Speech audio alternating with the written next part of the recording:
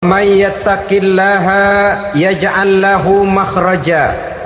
Barang siapa yang bertakwa kepada Allah Subhanahu wa taala, maka dia akan diberikan makhraja. Makhraja itu jalan keluar dari segala macam kesulitan. Jalan keluarnya ada saja. Menurut ukuran kemampuan dia tidak mungkin, mustahil, tidak bisa, mana mungkin. Tapi pada waktunya ada saja jalan keluarnya. Yaj'al lahu makhraja. Orang yang bertakwa kepada Allah selalu diberikan jalan keluar dari segala kesulitan yang dihadapinya. Siapa sih orangnya yang tidak pernah sulit dalam hidup? Siapa orang yang tidak pernah mengalami kesulitan? Tapi kadang orang menilai itu kelihatannya hidupnya enak aja ya, kayaknya nggak pernah mengalami kesulitan. Sebenarnya bukan tidak pernah mengalami kesulitan, Allah selalu memberikan jalan keluar dari segala kesulitan yang dihadapinya. Diriwayatkan oleh Imam Bukhari dan Muslim dari Abi Hurairah. Abi Hurairah bercerita, "Ausani khalili sallallahu alaihi wasallam bisalasin."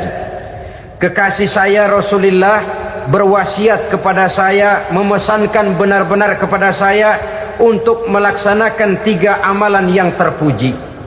Pertama, siyamu salasati ayyamin min kulli syahrin. Puasa 3 hari dalam setiap bulan. Ini wasiat yang pertama. 3 hari pada setiap bulan. Tidak peduli bulan apa saja. Dalam artian ya bulan menurut perhitungan Islam ya. Muharram, Safar, Rabiul Awal, Rabiul Tsani, Jumadal Ula, Jumadil Akhir, Rajab, Sya'ban, Ramadan, Syawal, Zulqa'dah, Zulhijjah dan selanjutnya. 3 hari pada setiap bulan. Tanggalnya tanggal berapa saja. Lebih utama pada yang disebut Yaumul Bid, yaitu hari-hari di mana bulan menunjukkan purnama. Tanggal 13, tanggal 14 dan tanggal 15 pada setiap bulannya itu disunahkan melaksanakan puasa. Itu wasiat pertama, puasa 3 hari pada setiap bulan. Wasiat yang kedua, waraqatai duha, melaksanakan sholat duha sekurang-kurangnya 2 rakaat. Itu wasiat yang dipesankan benar kepada saya, kata Abi Hurairah. Pertama, puasa 3 hari pada setiap bulan. Yang kedua, usahakan jangan meninggalkan 2 rakaat minimal daripada sembahyang duha. Kita tahu sembahyang duha itu sembahyang sunnah di waktu pagi seketika matahari naik sepenggalahan. Sekurang-kurangnya 2 rakaat, sebanyak-banyaknya 8 rakaat. Di antara fadilah atau keutamaan daripada sholat duha ini yaitu menyangkut masalah rezeki dan usaha. Kemudian wasiat yang ketiga, wa an utira qabla an anama. Beliau sangat berwasiat kepada saya untuk sholat witir sebelum tidur. Artinya sholat malam sebagai amalan sunnah di dalam kehidupan kita. Assalamualaikum warahmatullahi wabarakatuh. Waalaikumsalam warahmatullahi wabarakatuh. Alhamdulillahi rabbil alamin. Wabihi nasta'inu ala umurid dunya waddin. Salatu wassalamu ala ashrafil anbiya wal mursalin, Sayyidina wa maulana Muhammadin wa ala alihi wa sahbihi ajma'in, amma ba'du. Pada pertemuan kali ini secara khusus kita akan membicarakan tentang puasa ini. Kita akan mulai dari yang pertama, puasa sunnah. Sebagaimana yang kita maklum, sunnah adalah satu perbuatan yang apabila kita kerjakan berpahala, tapi apabila kita tinggalkan tidak merupakan dosa. Hanya saja ia merupakan barometer dan ukuran daripada orang-orang yang cinta kepada sunnah itu sendiri. Ada banyak jenis puasa-puasa sunnah ini. Yang pertama, puasa sunnah di bulan Muharram. Rasulullah sallallahu alaihi wasallam bersabda, afdalus siyami ba'da Ramadan syahrullahil Muharram wa afdalus salati ba'dal fariḍah salatul lail. Diriwayatkan oleh Muslim dari Abi Hurairah. Puasa yang paling utama sesudah puasa Ramadan tidak lain adalah puasa di bulan Muharram, dan solat yang paling afdol sesudah solat yang wajib adalah solat pada sepertiga malam yang akhir. Puasa di bulan Muharram merupakan puasa sunnah dan mempunyai nilai yang sangat besar dalam pandangan Allah Subhanahu wa ta'ala. Buat mereka yang mampu melaksanakan puasa sunnah di bulan Muharram ini, boleh melaksanakannya selama 10 hari. Hari yang pertama boleh juga 3 hari saja, atau setidak-tidaknya 1 hari daripada bulan Muharram. Yang kedua, puasa 10 hari daripada bulan Zulhijjah. Karena bulan Zulhijjah ini memang termasuk bulan yang dimuliakan oleh Allah Subhanahu wa ta'ala. Pertama, di sana ada hari Tarwiyah, ada hari Arafah, ada hari kurban, ada talbiyah, ada pelaksanaan haji dengan segala manasiknya. Maka puasa sunnah di bulan Zulhijjah merupakan amalan yang sangat utama dan besar pahalanya dalam pandangan Allah Azza wa Jalla. Sebagian ulama menjelaskan, man shoma hazihil ayyam akramahullahu bi asyri asya'in. Siapa orang yang melaksanakan ibadah puasa sunnah pada hari-hari 10 di bulan Zulhijjah ini, Allah Subhanahu wa ta'ala akan memuliakannya dengan 10 macam perkara. Saudara, ini keuntungannya. Yang pertama, orang yang puasa di hari-hari 10 bulan Zulhijjah diberikan al-barakah fi umrihi, diberikan keberkahan pada umurnya. Setiap kita ingin memperoleh umur yang berkah. Umur yang berkah itu yang bagaimana? Apa yang jumlahnya panjang? Mungkin. Tetapi yang jelas, umur yang berkah ini adalah umur yang bisa dipertanggungjawabkan di hadapan Allah Subhanahu wa ta'ala.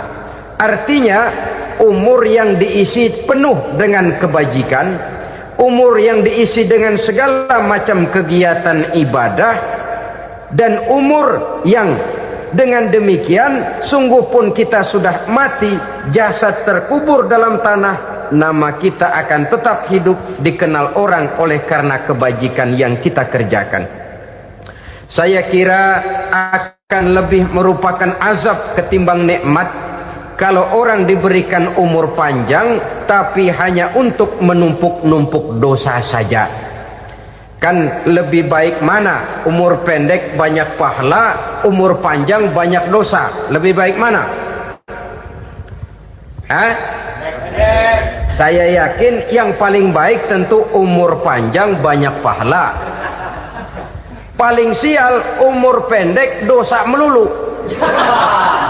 Sudah diberikan umur pendek tidak seberapa, dosa berlipat ganda. Itu kalau orang kampung bilang tekor namanya. Rugi. Umur pendek hanya untuk menumpuk-numpuk dosa. Boleh jadi kalau umat-umat zaman dulu, saudara, mereka diberikan umur panjang. Nabi Adam, kita tahu Nabi Adam itu 2000 tahun umurnya. Nabi Nuh 950 tahun. Umatnya ya rata-rata segitu itu. Nah, kalau mereka misalnya punya umur 800 tahun, lalu 200 tahun mereka melakukan dosa, kan masih punya restan 600 tahun untuk taubat. Karena umurnya diberikan jatah panjang. Kita ini oleh Allah Subhanahu wa ta'ala, umat Nabi Muhammad ini umurnya pendek-pendek. Kalau nyontoh Nabi 63 tahun saja. Kalau diberikan 70 tahun umur kita sekarang, itu sudah dapat jatah lebih 7 tahun. Alhamdulillah bahwa Allah memberikan saat-saat, waktu-waktu, tempat-tempat yang punya nilai istimewa, sehingga umur yang pendek ini bisa bernilai panjang, nilai ibadahnya bisa bernilai pahala seperti umat yang berumur panjang dahulu itu. Karena itu manfaatkan umur dengan baik, dan salah satu keberkahan daripada umur akan datang dengan melaksanakan ibadah puasa sunnah. Ini yang pertama. Yang kedua, az-ziyadatu fi malihi, berikan tambahan hartanya, menjadi orang kaya. Kaya apa? Kaya hati setidak-tidaknya. Karena dengan tekun dan rajin melaksanakan ibadah puasa, yang segera tertanam dalam jiwa seseorang merasakan cukup di dalam kehidupan. Itulah dia orang yang paling kaya, orang yang hidupnya paling cukup. Kalau orang sudah merasa cukup dalam hidupnya, maka itulah dia orang yang kaya. Saudara-saudara kaum muslimin rahimakumullah, puasa sunnah memberikan tambahan harta, usahanya berkembang, dengan demikian membawa keberkahan, hartanya makin bertambah, akan menunjang ibadahnya kepada Allah, lebih memantapkan dan membawa ketenangan dalam hidupnya. Itu termasuk berkahnya melaksanakan puasa sunnah itu. Yang ketiga, al-hifzu fi iyalihi, diberikan penjagaan, perlindungan terhadap keluarganya, anaknya sehat, sanak famili dan handai tolannya terjaga dan terpelihara dari segala malapetaka, dari segala mara bahaya, kesehatannya terjamin dan terpelihara. Itu sudah merupakan modal yang sangat besar di dalam kita mengarungi kehidupan. Sebab rasanya sulit untuk bahagia, duit kita banyak sekali, usaha kita selalu mendatangkan untung yang berlipat ganda. Tapi sebentar-sebentar anak kita sakit, yang ampek, yang korengan, yang kena musibah, ndak tak karu-karuan sakit, berobat sampai jutaan rupiah. Itu kan sudah tidak membawa kebahagiaan.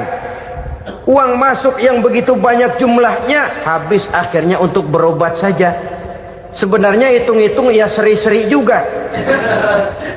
Usaha berhasil, duit banyak, habis untuk berobat. Lah sama juga saudara-saudara. Jadi dengan demikian, biar duit kita banyak, asal keluarga pada sehat saja, udah enak bener itu. Duit banyak, ekonomi cukup, keluarga sehat, nikmat rasanya menjalani kehidupan ini. Yang kiamat sudah duit kagak barang seperak, keluarga ampek semua. Kiamat sudah. Saudara hadirin yang saya hormati, jadi yang ketiga, Allah memberikan pemeliharaan terhadap keluarganya. Satu kali orang dipelihara Allah, tidak satu kekuatan pun yang bisa mencelakakan. Satu kali orang disengsarakan Allah, tidak satu tenaga pun yang mampu menyelamatkannya. Itulah sebabnya perlindungan Allah, pemeliharaan Allah terhadap diri dan keluarga sangat kita perlukan di dalam kehidupan ini. Dengan melaksanakan ibadah puasa, kita mendekatkan diri kepada Allah.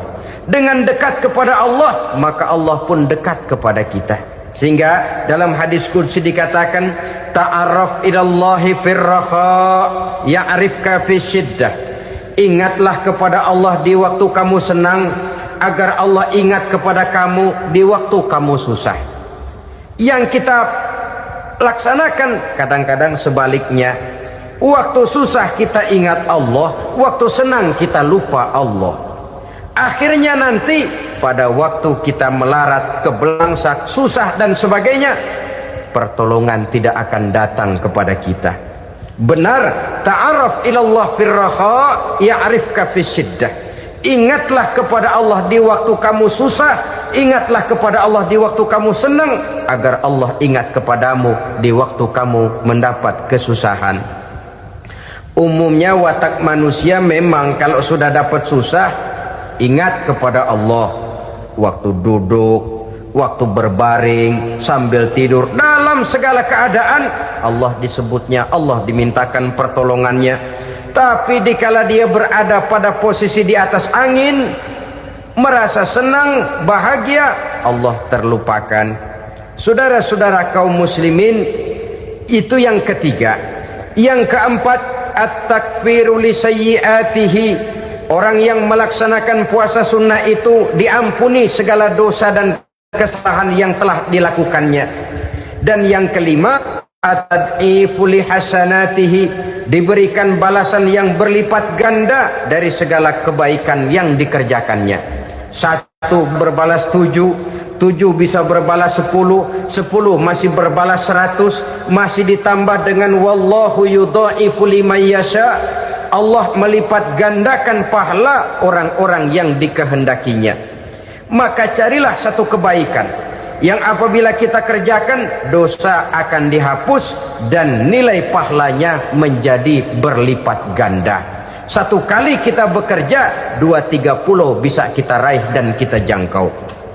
Yang keenam, orang yang melaksanakan puasa sunnah di bulan Zulhijjah, at-tashil li sakarati mautihi, diberikan kemudahan pada saat menghadapi sakaratul maut. Maut a mysterious problem.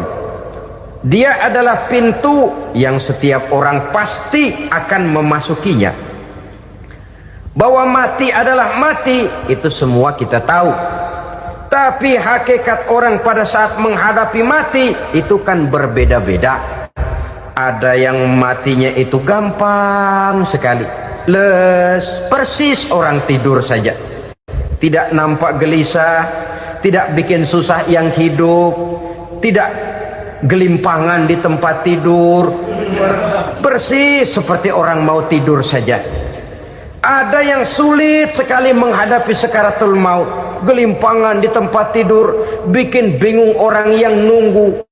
Kadang-kadang seperti kerbau digorok lehernya.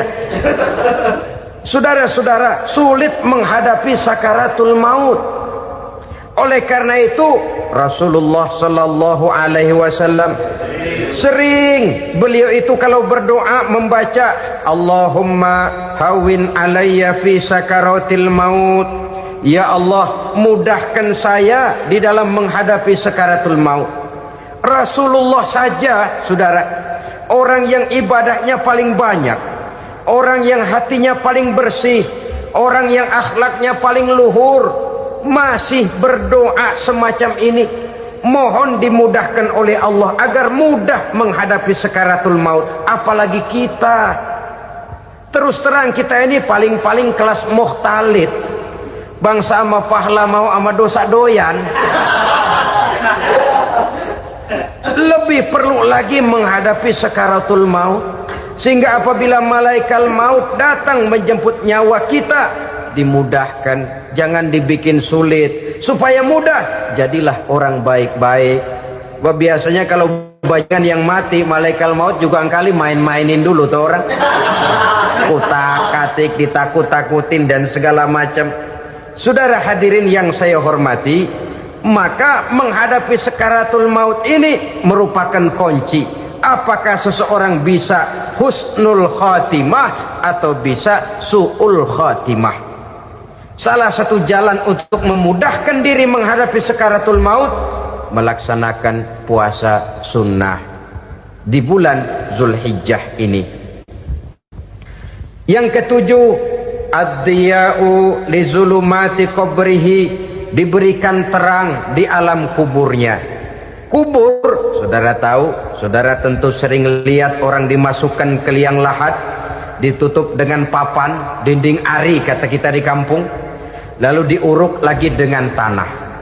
Dalamnya liang lahat, gelapnya liang lahat, gelapnya diuruk dengan tanah, gelapnya di dalam kubur, 3 gelap yang menjadi satu. Bapak moyangnya gelap.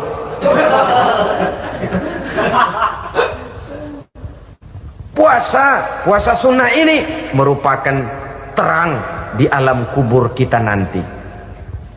Yang kedelapan, at-tasqil limizanihi, diberikan keringanan pada timbangan di hari akhirat nanti. Bahwa setelah dibangkitkan dari kubur, setiap kita akan menghadapi perhitungan, akan ditimbang segala macam kebaikan dan segala macam kejahatan yang pernah kita lakukan di dalam kehidupan. Orang yang melaksanakan ibadah puasa sunnah at-tasqilu li mizanihi, diberikan keringanan timbangan hari akhiratnya nanti. Yang kesembilan, an-najah minal bala, diberikan keselamatan dari segala macam bencana. Dan yang ke-10, as-su'ud ala darajatihi, diberikan ketinggian, naik derajatnya, derajat di dunia, lebih-lebih lagi derajat di akhirat nanti. Ini keutamaan yang diberikan Allah Subhanahu wa ta'ala kepada mereka yang melaksanakan ibadah puasa 10 hari di bulan Zulhijjah menurut penjelasan sebagian dari para ulama kita. Jadi setelah puasa Muharram ada lagi puasa Zulhijjah. Kemudian puasa sunnah yang ketiga, puasa sunnah pada hari Senin dan hari Kamis. Apa sumber hukumnya? Diriwayatkan oleh Imam Muslim dari Abi Qatadah, Rasulullah sallallahu alaihi wasallam ditanya tentang puasa pada hari Senin. Kenapa Rasul melakukan itu? Beliau menjawab, zalika yaumu wulidtu fihi wa yaumu bu'istu au unzila alayya fihi. Hari Senin itu adalah hari di mana aku dilahirkan dan hari di mana aku dibangkitkan. Wahyu pertama turun kepadaku pun pada hari itu. Maka sunnah melaksanakan puasa pada hari itu.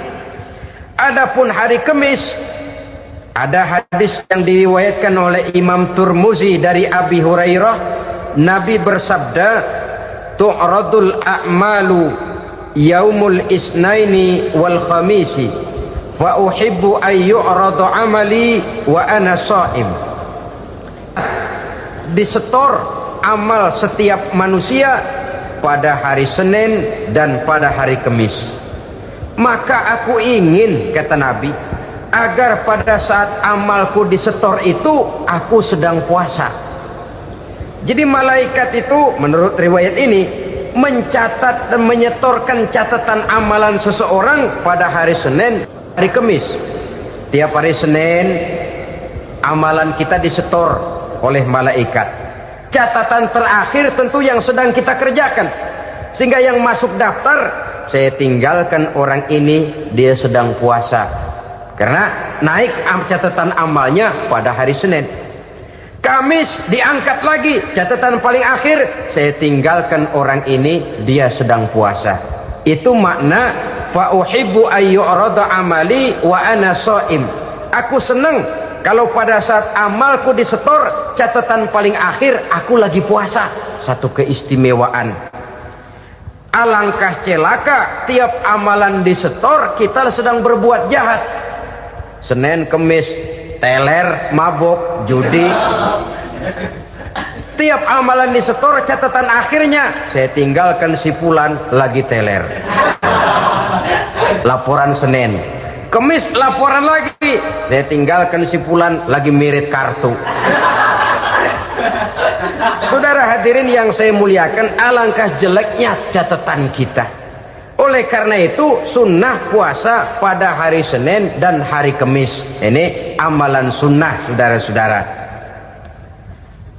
Dan oleh karena ini amalan sunnah, sebagian ulama memberikan penjelasan, walaupun lupa niat, kalau sudah malam itu lupa niat, boleh niatnya sudah siang puasa sunnah ini, dengan catatan dari pagi belum makan apa-apa. Malam saudara lupa, tahu-tahu ingat ini hari Senin, ini hari Senin, dah jam 10, niatlah jam 10 itu, sah puasanya asal dari pagi belum makan apa-apa.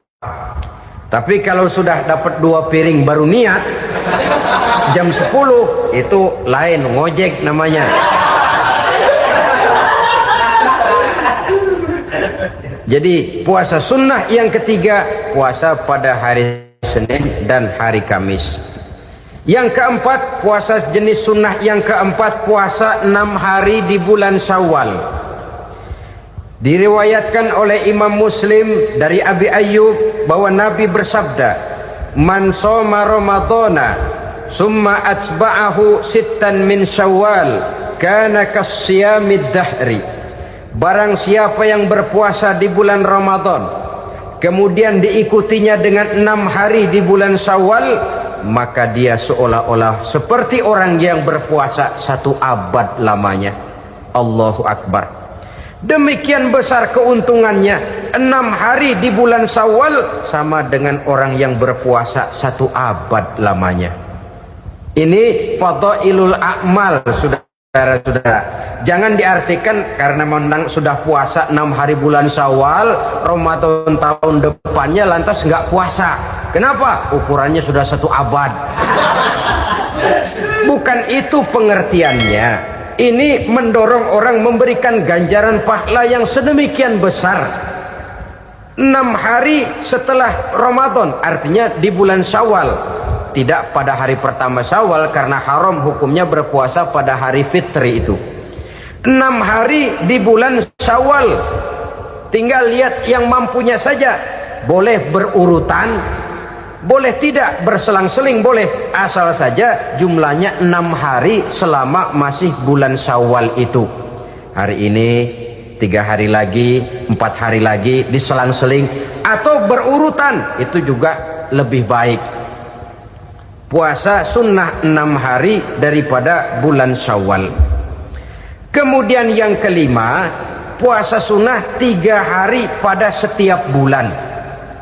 3 hari pada setiap bulan. Diriwayatkan oleh Imam Bukhari dan Muslim dari Abi Hurairah. Abi Hurairah bercerita, "Ausani khalili sallallahu alaihi wasallam bisalasin."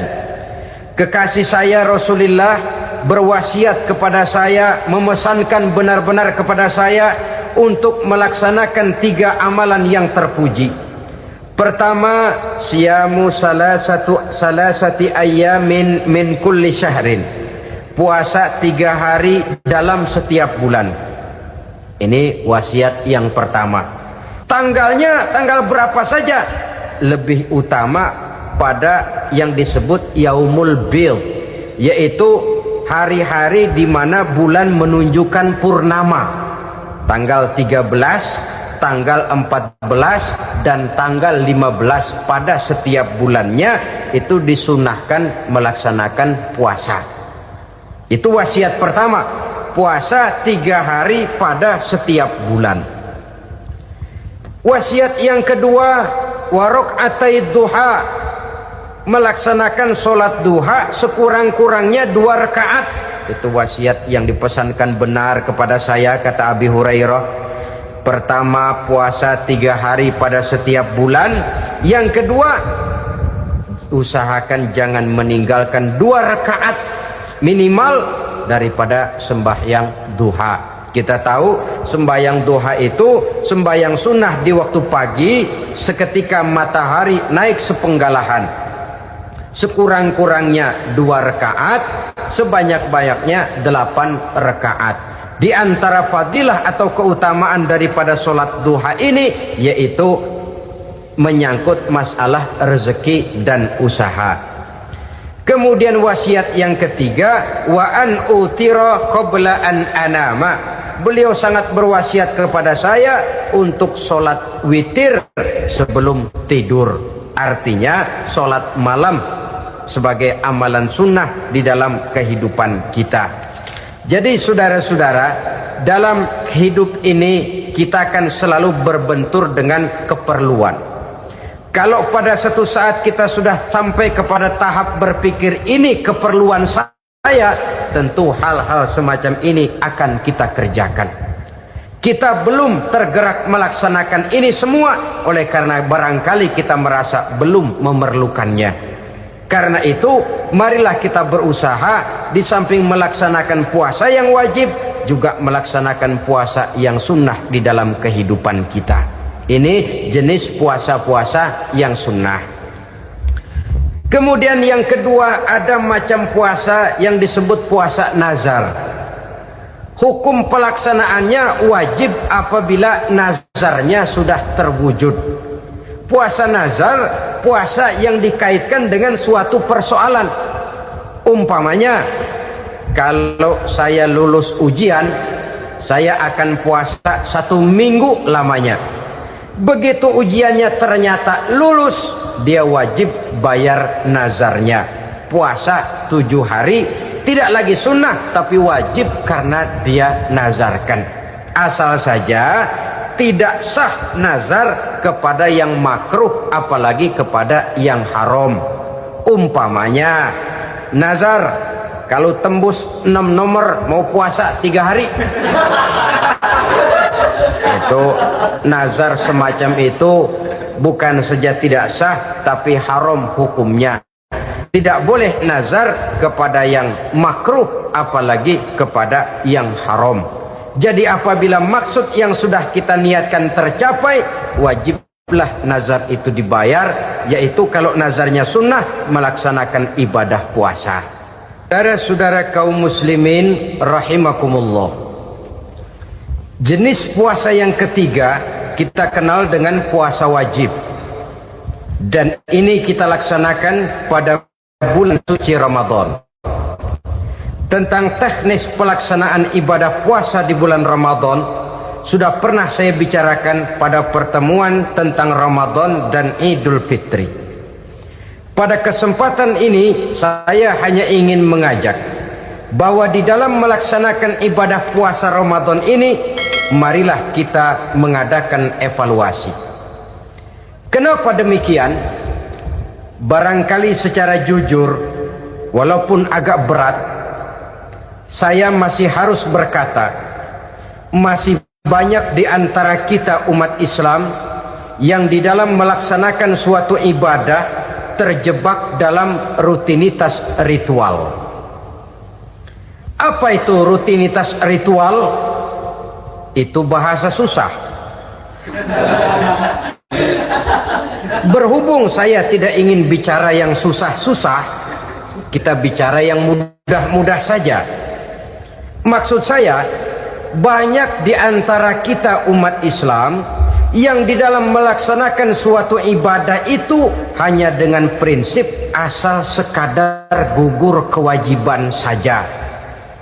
Akibatnya, sampai sejauh mana ibadah itu berhasil membentuk kepribadian diri kita, kita jarang mengadakan evaluasi dan penilaian. Salat yang penting gugur kewajiban. Puasa yang penting sudah gugur kewajiban. Haji yang penting sudah gugur kewajiban.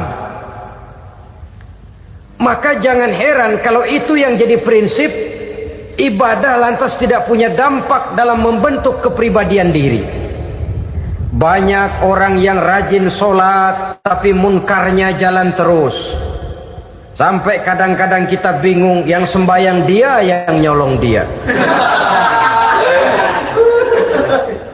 Puasanya kelihatannya tekun tapi tidak punya kepekaan sosial.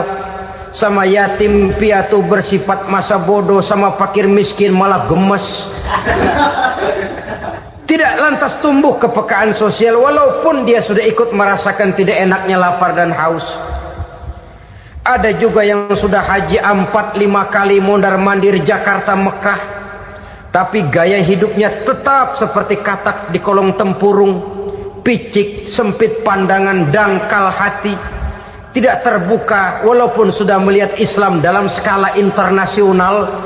Yang dia lihat, yang dia saksikan, yang dia pandang tidak sanggup menggugah dan menggubah jiwanya, tidak bisa mewarnai pandangan hidupnya. Inilah akibatnya kalau ibadah hanya dikerjakan dengan prinsip asal sekadar gugur kewajiban. Hasilnya yaitu tadi, hajinya cuma menang topi putih sama serban. Sholatnya cuma prinsip asal gugur kewajiban. Begitu juga puasanya, begitu juga zakatnya dan ibadah-ibadah lainnya. bukan tanpa satu maksud. Jikalau Allah Subhanahu wa taala memerintahkan kita melaksanakan ibadah puasa di bulan suci Ramadan, bahkan maksud itu sangat pada penghujung ayat yang memerintahkan kita puasa. Ya ayyuhallazina amanu kutiba alaikumus syiyam kama kutiba alal ladzina min qablikum la'allakum tattaqun. Orang yang beriman, diwajibkan atas kamu berpuasa, telah diwajibkan juga kepada orang-orang yang sebelum kamu, la'allakum tattaqun, agar kamu dengan puasa itu menjadi manusia yang bertakwa kepada Allah Subhanahu wa taala. Dengan kata lain, berhasil atau tidak puasa Ramadan kita ini akan nampak takwa kita meningkat atau tidak setelah kita melaksanakan ibadah puasa. Sehingga kalau orang mengatakan Ramadan itu merupakan month of training, bulan latihan, keluar latihan tentu harus semakin naik dan baik gaya kehidupan kita. Jadi tujuan utama daripada pelaksanaan ibadah puasa adalah untuk membentuk manusia yang bertakwa. Nah, takwa itu kata Imam Qusairi hurufnya ada 4. Ta, qaf, wawu, ya. Masing-masing huruf ini simbol dari pribadi orang yang bertakwa, bina dan dibentuk oleh pelaksanaan puasanya. Mari kita lihat. Huruf ta adalah lambang dari sifat tawadhu, rendah hati. Orang yang bertakwa, orang yang tidak mempunyai sifat sombong. Puasa menanamkan kita kesadaran terhadap kelemahan, terhadap keterbatasan, terhadap segala ketidakmampuan yang kita miliki. Ya Allah, baru sehari nggak kena makan, nggak kena minum, sudah begini lemesnya. Puasa memang, kalau pagi orang masih sehat, masih terdorong oleh sahur, siang masih lumayan, tapi zuhur ke atas biasanya mulai sikap lemah manusiawi, keterbatasan kekuatan biologis itu mulai nampak.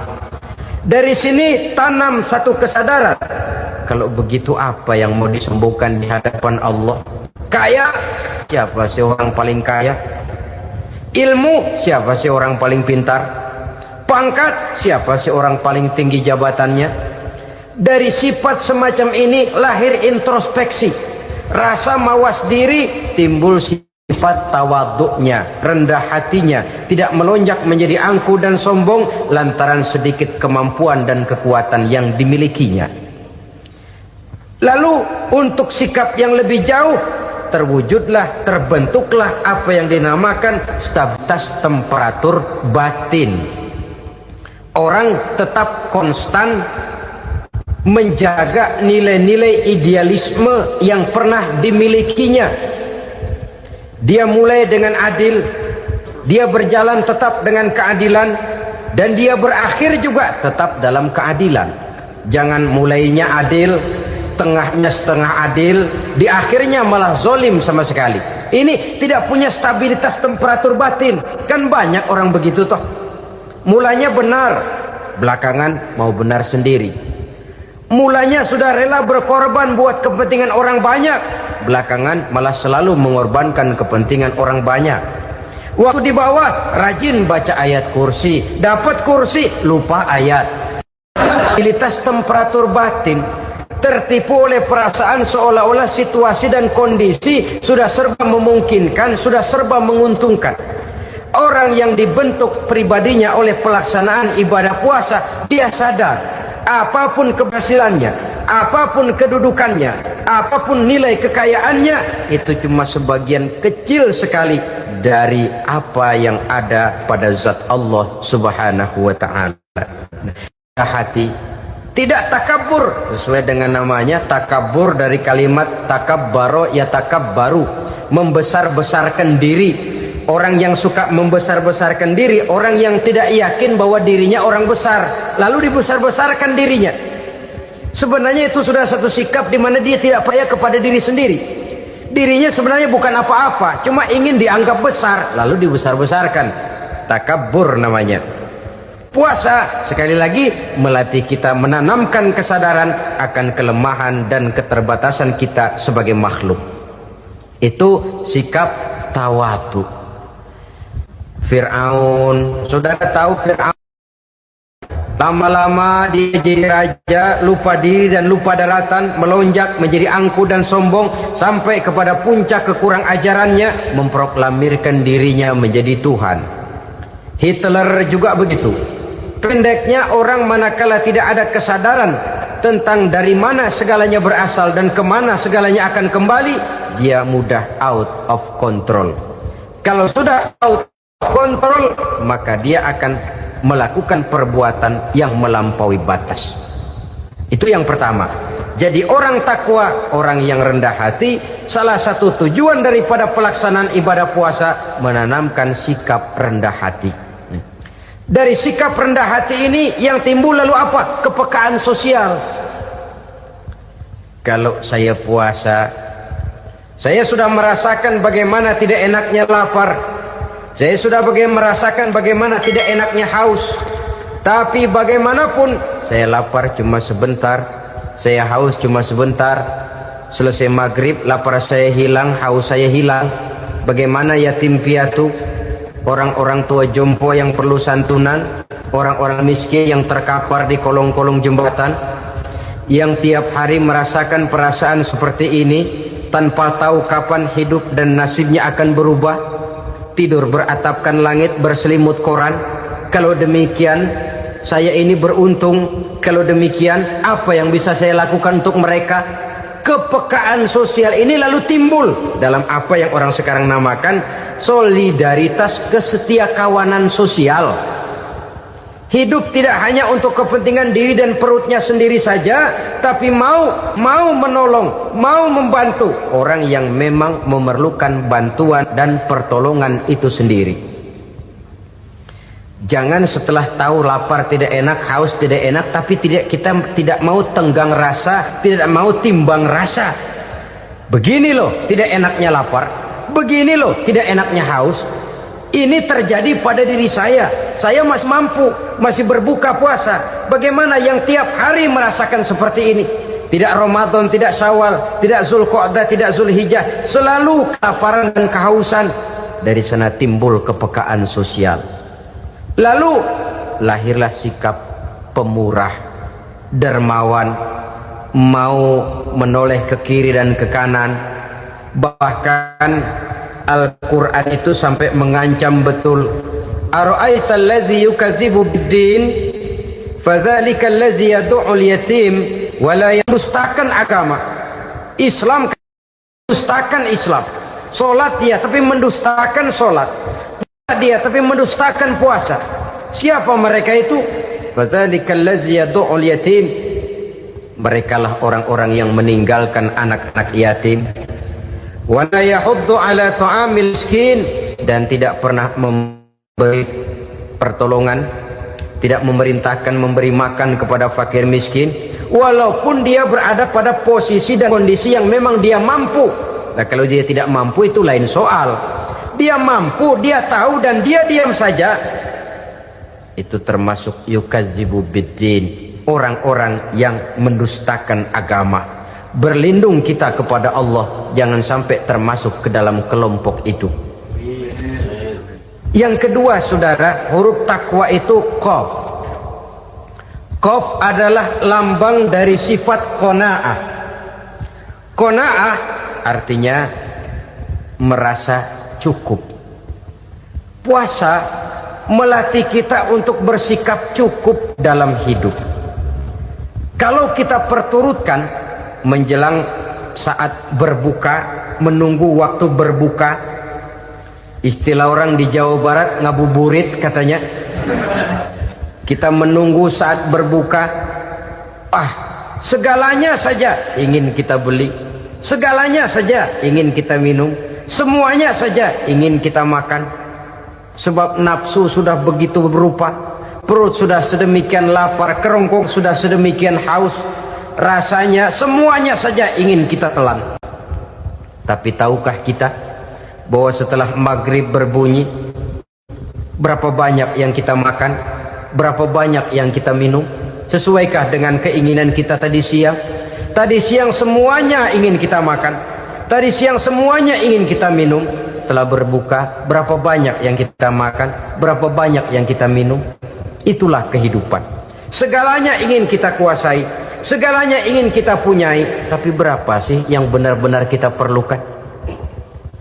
Maka orang kaya adalah orang yang hidupnya cukup.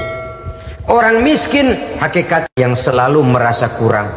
Bagaimanapun besar rumah, banyak uang kita, berpuluh kendaraan kita, kalau hidup selalu merasa kurang, itu artinya kita masih miskin. Maka jikalau ingin menjadi orang kaya, kuncinya hakikatnya cuma satu, hati kita merasa cukup dengan yang diberikan Allah, bersyukur atas segala nikmatnya, dan dengan syukur itu, nikmat itu akan ditambah oleh Allah Subhanahu wa ta'ala.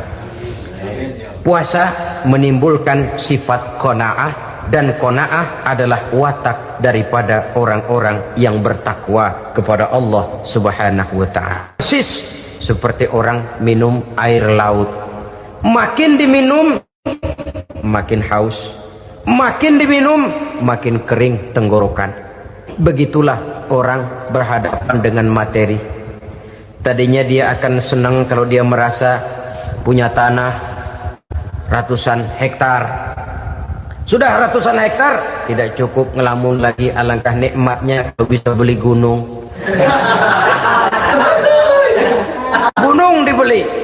Sudah punya gunung, lihat laut. Aduh, kalau laut juga bisa dibeli, beli lagi laut.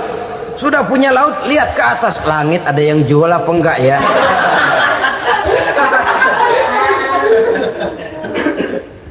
Seperti orang berhadapan dengan air laut yang makin diminum makin membuat kita haus dan makin kering tenggorokan ini.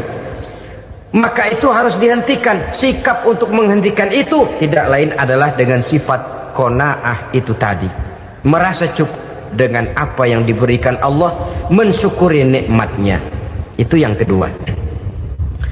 Yang ketiga, pada kalimat takwa ada huruf wawu. Wawu adalah simbol dari sifat wara dengan ain. Wara, orang yang terpelihara dirinya baik dari yang syubhat, lebih-lebih dari yang haram. Syubhat, saudara tahu, barang yang remeng-remeng. Tapi sungguh pun remeng-remeng, kira-kira prosentasenya 70-30. 70% haram, 30% kemungkinan halalnya. Maka yang syubhat lebih baik dijauhi daripada diambil. Orang yang punya kepribadian wara, dirinya terpelihara, jangankan dari yang haram, dari yang syubhat saja dia sanggup menjaga dan memelihara dirinya. Oleh karena itu saya heran kalau orang di bulan Ramadan dia sanggup menjaga diri di waktu siang dari jenis makanan yang halal, dari jenis minuman yang haram. Ada tahu nganggur di meja siang, enggak dia makan. Ada air teh nganggur di meja siang, enggak dia makan. Padahal itu jenis makanan dan minuman yang halal. Tapi ketika datang maghrib, dia berbuka dengan makanan yang dibeli dari uang yang dihasilkan dengan cara yang haram. Bukankah itu sesuatu yang terbalik? Bukankah demikian, dengan demikian sudah tidak lagi menimbulkan sikap yang bisa memelihara dan menjaga kepribadian diri? Orang yang membiasakan diri terpelihara dari yang syubhat apalagi yang haram, maka baik yang dipakainya, yang diminumnya, yang dimakannya terdirilah dari barang-barang yang baik yang dihalalkan oleh agama. Wara. Kemudian yang keempat, pada huruf kalimat takwa ada huruf yakin. Huruf ya, simbol dari sifat yakin. Orang yang puasa dibentuk kepribadiannya mempunyai satu keyakinan yang tangguh, dan keyakinan adalah ciri daripada orang yang takwa. Kita lihat yang dipanggil melaksanakan ibadah puasa ini kan iman, karena memang sulit untuk melaksanakan puasa kalau tidak iman yang jadi dasar. Setidaknya seperti sudah pernah saya sampaikan, ibadah puasa ini memang sulit terkena penyakit show. Kalau kita sholat barangkali terangsang karena kelihatan orang lain. Kalau kita pergi haji mungkin jadi sugesti karena orang banyak tahu. Kalau kita bayar kita jadi terangsang karena banyak orang lihat. Tapi kalau sudah puasa, puasa itu kan yang tahu cuma kita dan Allah saja. Ya, kita sholat, orang lain lihat, kita jadi rada semangat. Kita pergi haji, orang lain banyak ngantar, kita semangat. Kita bayar zakat, orang lain banyak saksikan, kita bersemangat. Tapi kita puasa, siapa yang mau nyaksiin kita puasa? Siapa yang mau memuji kita puasa? Siapa yang mau menyanjung kita puasa? Itu cuma urusan kita dan Allah. Tidak ada kerja yang lebih indah selain kerja yang didasarkan kepada satu keyakinan bahwa yang kita kerjakan itu adalah sesuatu yang benar. Dalam hal ini sesuatu yang diperintahkan oleh Allah Subhanahu wa taala kepada kita. Saudara-saudara kaum muslimin rahimakumullah. Demikianlah titik evaluasi kita. Jangan berpuasa hanya dengan prinsip asal sekadar menggugurkan kewajiban saja, yang akan berakibat Ramadan tahun ini berakhir begitu, Ramadan terjebak menjalani rutinitas ritualnya saja. Bahkan kadang-kadang yang nyata betul, Nabi menganjurkan tingkatkan ibadah pada 10 hari yang akhir di bulan Ramadan, tanggal 20 sampai akhir Ramadan. Yang kita praktekkan malah kegiatan ibadah kita justru menurun pada 20 Ramadan yang akhir. Coba lihat 20 Ramadan ke atas, itu pasukan tarawih paling kelas 60-70 tahun ke atas. Kemana yang lain? Sudah berpikir menghadapi lebaran, berpikir pulang mudik, berpikir macam-macam. Akibatnya konsentrasi ibadah lalu buyar. Dianjurkan Rasul, tingkatkan ibadah pada 10 hari yang terakhir. Kita malah makin ke akhir makin lancip.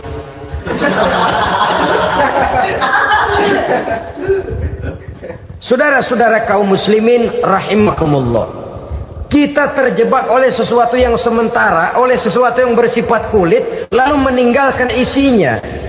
Padahal jikalau kita tidak mengisi Ramadan dengan kegiatan ibadah, berarti kita tidak keluar dari Ramadan dengan jiwa yang baru yang sudah ditempa oleh pengalaman ibadah di bulan Ramadan. Artinya kita tidak kembali kepada fitrah, kesucian seperti saat kita dilahirkan.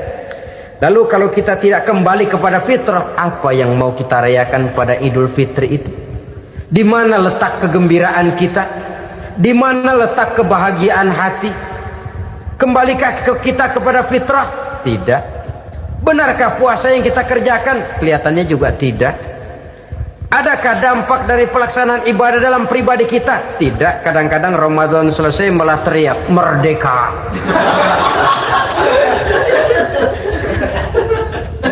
Kalau tadinya Ramadan dia merasa terhalang, mau keluar siang, mau makan siang, bulan puasa, mau minum siang, bulan puasa, mau gandengan, bulan puasa. Ramadan selesai, kibarin bendera, teriak merdeka, lalu kembali merajalela. Saudara-saudara, dampaknya tidak akan kelihatan. Padahal puasa yang baik, la'allakum tattaqun, membentuk manusia yang bertakwa kepada Allah Azza wa Jalla. Nah, sekarang apa kemudahan dan keistimewaan yang akan diberikan Allah kepada mereka yang sampai kepada tingkat takwa ini? Al-Quran menjelaskan, pertama, may yattaqillaha yaj'al lahu makhraja. Barang siapa yang bertakwa kepada Allah Subhanahu wa taala, maka dia akan diberikan makhraja. Makhraja itu jalan keluar dari segala macam kesulitan. Jalan keluarnya ada saja. Menurut ukuran kemampuan dia tidak mungkin, mustahil, tidak bisa, mana mungkin. Tapi pada waktunya ada saja jalan keluarnya. Termasuk jenis yang yaj'al lahu makhraja. Orang yang bertakwa kepada Allah selalu diberikan jalan keluar dari segala kesulitan yang dihadapinya. Siapa sih orangnya yang tidak pernah sulit dalam hidup ini? Siapa orang yang tidak pernah mengalami kesulitan? Tapi kadang orang menilai, itu kelihatannya hidupnya enak aja ya, kayaknya gak pernah mengalami kesulitan. Sebenarnya bukan tidak pernah mengalami kesulitan, Allah selalu memberikan jalan keluar dari segala kesulitan yang dihadapinya. Lah kalau Allah yang memberikan jalan keluar, tentu sangat mudah sekali. Orang yang bertakwa diberikan jalan keluar dari segala macam kesulitan. Satu. Yang kedua, wa yarzuqhu min haitsu la yahtasib. Dia akan diberikan rezeki oleh Allah dengan jalan yang tidak disangka-sangka. Rezekinya datang dengan cara yang tidak disangka-sangka. Gajinya mungkin kecil, tapi penghasilannya gede. Kan itu yang penting.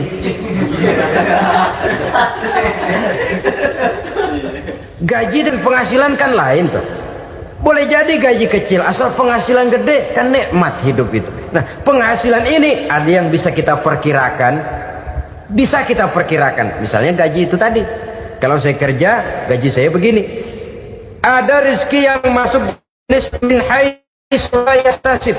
Tidak kita sangka-sangka, tidak kita duga-duga, tahu-tahu ada saja rezeki. Datang orang bawa persoalan yang mendatangkan hasil. Sebab rezeki, jodoh, maut memang seperti bayangan. Kita uber-uber dia lari, kita diem dia diem. Kan gemesin itu. Bayang-bayang itu begitu. Kita kejar, dia lari. Rezeki juga begitu. Kita diam, dia diam. Setengah mati yang namanya rezeki kita cari, kita uber, ngobek sampai ratusan bohong kita kerjain. Tapi memang belum waktunya, ya sulit untuk tembus.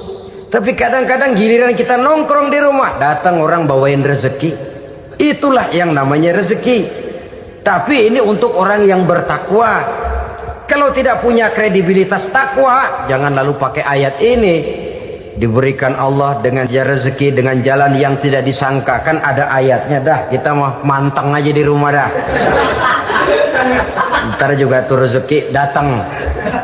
Ini fasilitas yang diberikan kepada orang yang wa may yattaqillah, bertakwa kepada Allah, yarzuqhu min haitsu la yahtasib, diberikan rezeki dengan cara yang tidak disangka-sangkanya. Maka kadar ketakwaan jangan membuat kita buruk sangka. Tuh orang ya nggak kemana-mana, duitnya ada aja. Kalau dia takwa, Allah berikan jalan keluar. Yang lantas ngelihat kiai orangnya ahli ibadah, ilmunya tinggi, akhlaknya luar biasa, takwanya tinggi, rezekinya lancar, lalu husnuzon nih kiai nggak kemana-mana, duitnya banyak, miara tuyul kali ini. Itu termasuk jaminan Allah yang masuk kategori min haitsu la yahtasib. Yang ketiga, yaj'al lahu min amrihi yusra, dimudahkan segala urusannya. Dimudahkan segala urusannya. Kemudian yang keempat, yukaffir anhu sayyiatihi wa yu'azzim lahu ajra, diampuni segala kesalahannya dan dibesarkan pahala kebaikan yang dikerjakannya. Maka mudah-mudahan puasa yang kita kerjakan mengantarkan kita kepada ketakwaan kepada Allah, dan takwa membuka janji Allah kepada kita di dalam kehidupan ini.